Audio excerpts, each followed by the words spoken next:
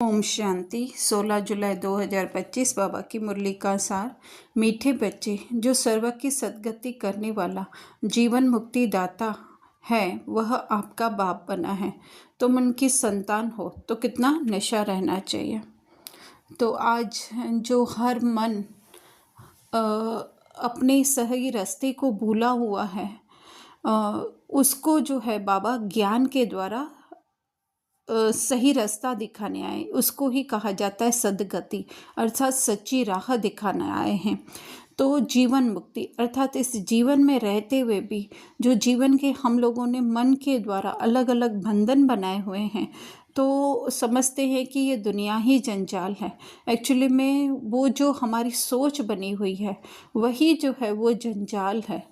तो उससे कैसे इस जीवन में रहते हुए मुक्त बनना है, अर्थात ये जीवन जीते हुए भी जो है हम कैसे खुशी का सुख का अनुभव कर सकते हैं, उसकी राह बताने के लिए बाबा आए हुए हैं।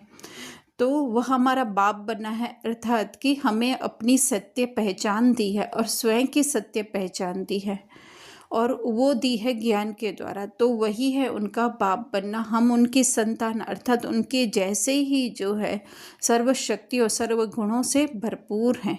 तो इस बात की हमें खुशी रहनी चाहिए, उसको ही बाबा ने कहा नशा रहना चाहिए। प्रश्न, जिन बच्चों की बुद्धि में बाबा की याद निरंतर नहीं ठहर सकती है, तो किन बच्चों की बुद्धि में बाबा की याद निरंतर नहीं ठहर सकती है? तो हम समझेंगे याद निरंतर नहीं ठहर सकती, अर्थात कौन अपने को जो है वो आत्मा निश्चय नहीं कर सकता है ना। याद निरंतर न रहना अर्थात हमारे सत्य स्वरूप किसको याद नहीं रहता है?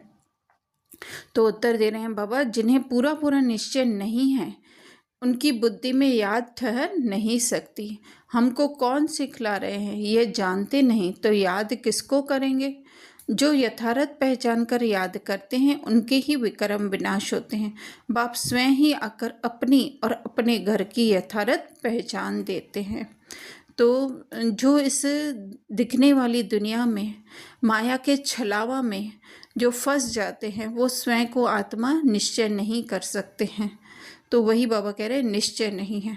सिखला कौन रहे, अर्थात उनकी बुद्धि जो बाबा है उनकी ऊंचे से ऊंची बुद्धि को वो पहचान नहीं पाते हैं, तो वो याद नहीं कर सकते हैं।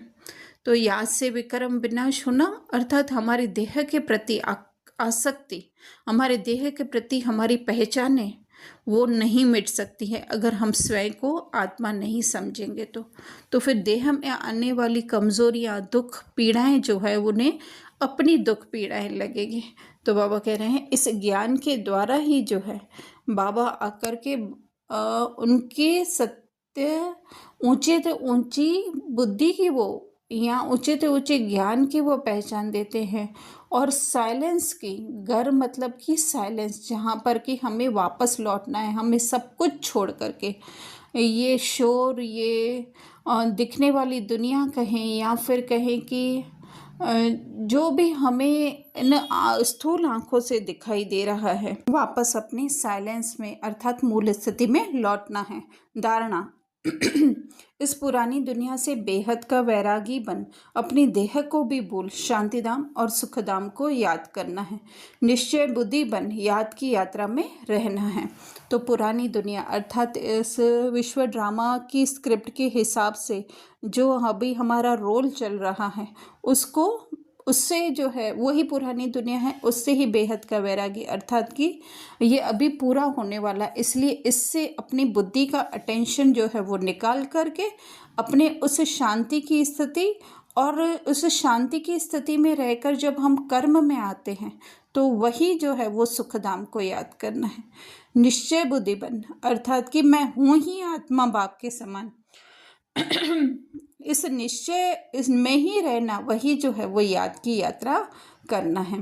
फिर दूसरा, हम सो हम के मंत्र को यथार्थ समझकर अब ब्राह्मण सो देवता बनने का पुरुषार्थ करना है। सभी को इसका यथार्थ अर्थ समझाना है। जैसे जब तक ज्ञान नहीं था तो ऐसा था हम आत्मा सो परमात्मा, फिर जो है ज्ञान मिलने के बाद ऐसा होता है कि हम आत्मा ही जो है वो देवता, क्षत्रिय, वैश्य, शूद्र बनती है।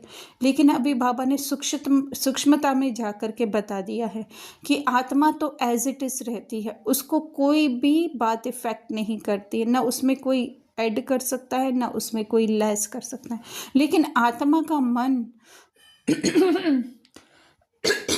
जो धीरे धीरे देवता के बाद जो है वो उसमें थोड़ा सा अट्रैक्शन तो नहीं कह सकते हैं, लेकिन जो है वो फंसने लगता है, बुद्धि फंसने लगती है, तो वही क्षत्रिय अर्थात उसकी बुद्धि का स्तर थोड़ा नीचे नीचे नीचे आते क्षत्रिय, वैश्य, शूद्र बनता है।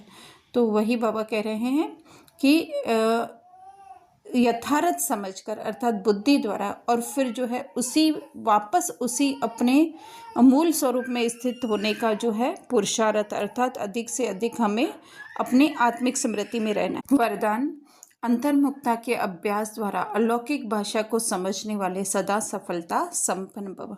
तो इस लोक की भाषा होती है जो हम वाणी के द्वारा समझते हैं, चित्रों के द्वारा समझते हैं, लेकिन जो साइलेंस, अंतर्मुखता अर्थात उस साइलेंस की भाषा है ना, जिसमें सिर्फ और सिर्फ संकल्प जो है वो वेव्स के रूप में होते हैं, वाइब्रेशन के रूप में होते हैं। तो उसको समझने के लिए जो है बाबा कह रहे हैं कि अंतर्मुखी स्वीट साइलेंट स्वरूप है ना, कि जहाँ पे कि कोई भी शोर नहीं है, कोई भी पहचाने नहीं है हमारी, उसमें अधिक से अधिक स्थित होना है। हो सकता है ड्रामा के हिसाब से जो है हमें संकल्प चलते हों, लेकिन उन संकल्पों के ऊपर अटेंशन न दे करके अपने सत्य स्वरूप में जितना जितना हम स्थित होंगे, तो उसमें ही बाबा ने कहा कि नैनो की भाषा, भावना की भाषा, संकल्प की भाषा को हम समझते जाएंगे।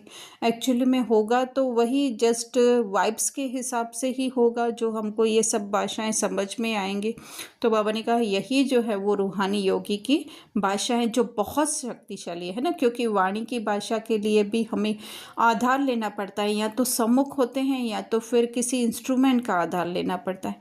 लेकिन ये अलौकिक भाषा ऐसी है कि हम कितना भी इस दुनिया के हिसाब से, लोक के हिसाब से कितना भी डिस्टेंस पर हम बैठे हुए हैं, लेकिन उसको जो है वो समझ सकते हैं। इसलिए बाबा इसको शक्तिशाली भाषा कह रहे हैं कि इसके ज़रा सहज सफलता अर्थात हम किसी को कुछ भी बात जो है वो कहना चाहेंगे तो जो है उनको ऑन द स्पॉट टच होगी।